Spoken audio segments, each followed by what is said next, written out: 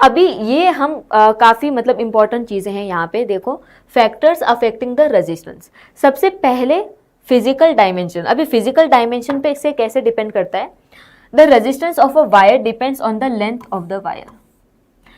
अगर किसी की लेंथ ज़्यादा है, किसी की लेंथ कम है, तो दोनों में रेजिस्टेंस कैसे डिपेंड करेगा, अभी हम वो देखते हैं। ठीक है, तो यहाँ पे आप देख सकते हो, यहाँ पे लेंथ कम है इस वायर की लेंथ ज़्यादा है, दोनों से करंट पास हो रहा है।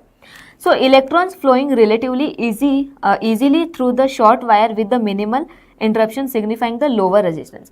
अब देखो इसकी लेंथ कम है तो मतलब यहाँ पे इलेक्ट्रॉन सिर्फ इतने ही रीजन में होंगे, ठीक है, तो उसको कम रेजिस्टेंस ऑफर होगा, तो ये इजीली फिर फ्लो हो जाएंगे as compare to the longer wire. तो यहाँ पे जो वायर की लेंथ कम है उसका जो रेजिस्टेंस है वो भी कम होता है।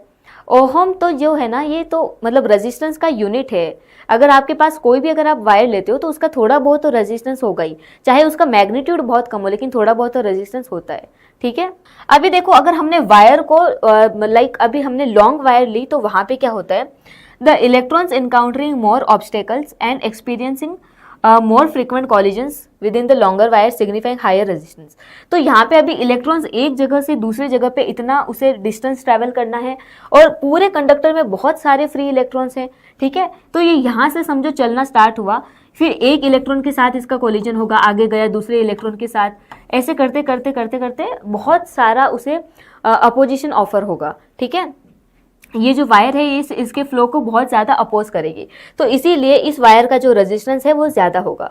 अगर आप यहाँ पे देखोगे तो इलेक्ट्रॉन को सिर्फ इतना ही डिस्टेंस कवर करना है, यहाँ से इलेक्ट्रॉन निकला, थोड़ा बहुत अपोजिशन तो होगा, ऐसा नहीं कि उसे बिल्कुल भी अपोजिशन नहीं मिलेगा, ऐसा नहीं होता यहाँ पे। लेकिन इलेक्ट्रॉन से समझो यहाँ पे चला कुछ, उसने कोलिजन किया यहाँ पे, फिर वो यहाँ तक आ जाएगा। ठीक है, तो इसका जो रेजिस्टेंस है as compare to this wire ये कम होगा। यहाँ पे ये वायर लंबी है तो बहुत सारे इलेक्ट्रॉन्स होंगे, तो उसे बार बार ये कोलिजन करेगा, तो उसी वजह से उसका रेजिस्टेंस जो है वो बहुत ज़्यादा हो जाता है।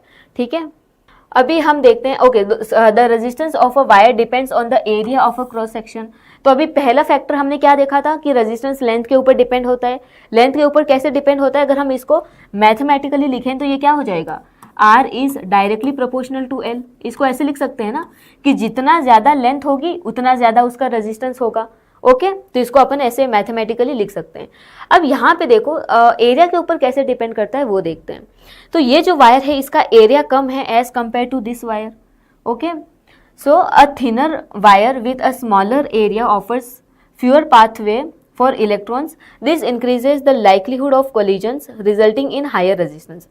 अब यहाँ पे जो इलेक्ट्रॉन्स है उसको फ्लो होने के लिए सिर्फ इतनी ही जगह है, इतनी ही जगह से उसे फ्लो होना पड़ेगा, इससे ज़्यादा तो नहीं हो सकता। तो यहाँ पे बहुत सारे इलेक्ट्रॉन्स होंगे, बहुत ज़्यादा उनका कोलिजन्स होगा, बहुत ज़्यादा कोलिजन्स होने की वजह से इस वायर का जो है वो रेजिस्टेंस ज़्यादा होगा। ठीक है, अब अगर हम थिकर वायर को देखते हैं जिसका एरिया उससे थोड़ा सा बड़ा है, अब यहाँ पर क्या होगा, a thicker wire with a larger cross-sectional area provides more pathway for electrons to travel. This reduces collisions between the electrons and the atoms in the material, leading to the lower resistance. अब समझो यहाँ से electron अपना travel करना start हुआ। ठीक है, यहाँ पे तो इलेक्ट्रॉन को इतने एरिया में ही जाना था, लेकिन यहाँ पे इलेक्ट्रॉन के पास जो है ट्रैवल करने का एरिया बहुत ज़्यादा है। तो अगर समझो कोलिजन हो भी रहा है तो वो आगे चला जाएगा यहाँ पे, तो बहुत ज़्यादा कोलिजन्स नहीं होंगे as compare to this wire. Okay, तो यानी हम कह सकते हैं कि जिस वायर का एरिया ज़्यादा होगा उसका रेजिस्टेंस कम होगा। ओके, आई होप ये आपको समझ में आया होगा कि अगर एरिया को बढ़ाओगे तो इलेक्ट्रॉन के पास ट्रैवल करने के लिए ज़्यादा पाथ होगा। ठीक है, तो कोलिजन एज कंपेयर टू कम होगा इस वायर के कंपेयर में। ठीक है, तो इसका रेजिस्टेंस जो है वो कम होगा। सो इसको मैथमेटिकली लिखेंगे R is inversely proportional to A। Okay, I hope यहाँ तक सबको समझ में आया होगा। नेक्स्ट अभी हम देखते हैं रेजिस्टिविटी क्या होती है। Okay, so factor affecting resistance, इसी में इसको मैथमेटिकली हम ऐसे लिखेंगे R इज, देखो R is directly proportional to L, length था, R is inversely proportional to area.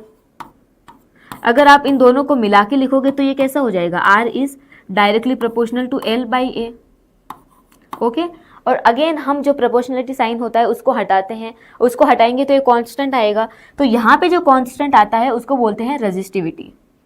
So R is equals to rho L divided by A। ठीक है, ये रो यहाँ पे क्या है, ये है रेजिस्टिविटी। तो ये एक हमें वायर दी हुई है, इसकी लेंथ है L, इसका एरिया है A। Okay, resistivity is an intrinsic property of a material. तो इंट्रिंसिक प्रॉपर्टी मतलब क्या होता है कि जो भी रेजिस्टिविटी है उस मटेरियल के ऊपर डिपेंड नहीं करती, उसमें कितना ज़्यादा मैटर है उसके ऊपर डिपेंड नहीं करती। ठीक है, आई होप ये समझ में आया होगा।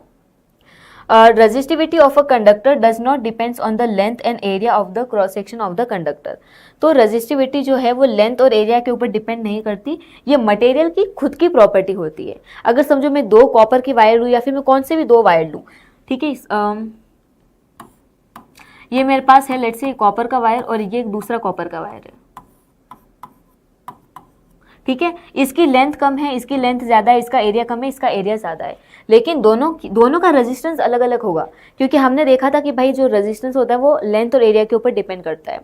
तो इन दोनों का रेजिस्टेंस तो अलग अलग होगा, लेकिन जो रो है ये इन दोनों का सेम ही होगा, क्योंकि ये मटेरियल की प्रॉपर्टी है। ये भी मटेरियल हमारा कौन सा है, कॉपर का है, और ये वाला मटेरियल भी कॉपर का है, तो इसीलिए दोनों की जो रेजिस्टिविटी है ये सेम ही रहने वाली है।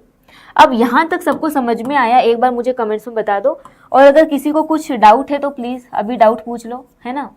ओके, तो अभी हम टेम्परेचर के ऊपर देखेंगे कि रेजिस्टिविटी, टेम्परेचर, इसका रिलेशन क्या होता है। Okay, the resistance of a wire depends on the temperature. At higher temperature the metal atoms vibrate more intensely, electrons encounter more collisions with the vibrant atoms leading to the increase resistance. अब जैसे जैसे अगर आप किसी भी इसका bulb नहीं, अगर आप किसी भी मटेरियल का या फिर कंडक्टर का अगर आप टेम्परेचर बढ़ाते हो तो उसके अंदर जितने भी इलेक्ट्रॉन्स होंगे उन सबको एनर्जी मिलेगी, तो एनर्जी मिलते ही वो और ज़्यादा वाइब्रेट करेंगे। ठीक है, और ज़्यादा अगर वाइब्रेट करेंगे तो यानी जो भी इलेक्ट्रॉन्स हैं उनके बीच में कोलिजन ज़्यादा हो जाएगा, और अगर ज़्यादा कोलिजन हो रहा है तो रेजिस्टेंस ज़्यादा होगा। ठीक है, तो अगर टेम्परेचर ज़्यादा है किसी मटेरियल का तो उसका जो रेजिस्टेंस है वो भी ज़्यादा होगा। अभी दूसरा यहाँ पे क्या दिया हुआ है, at lower temperature the metal atoms vibrate less, electrons experiences fever collisions with the metal atoms resulting in lower resistance.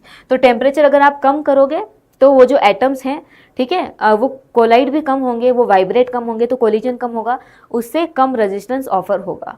ठीक है, आई होप ये वाली स्लाइड सबको समझ में आई।